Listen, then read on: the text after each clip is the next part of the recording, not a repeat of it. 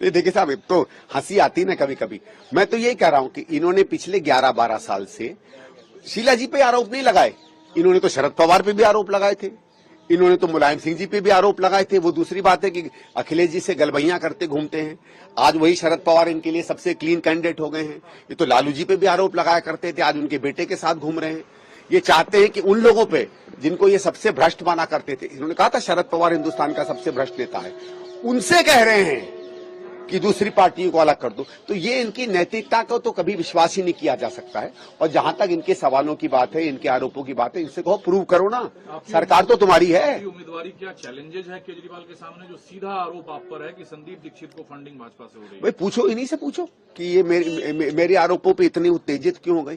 ये खुद ही कहते थे, करीबन आज से मुझे याद है 3-4 महीने पहले, इनके जितने नेता टीवी पे आते थे कहते थे कि हमारी बीजेपी की सीधी लड़ाई है और बीजेपी को हम चारों खाने चित कर रहे हैं। और जब कांग्रेस की बात आती थी तो कहते थे कांग्रेस का कोई बेस ही नहीं है।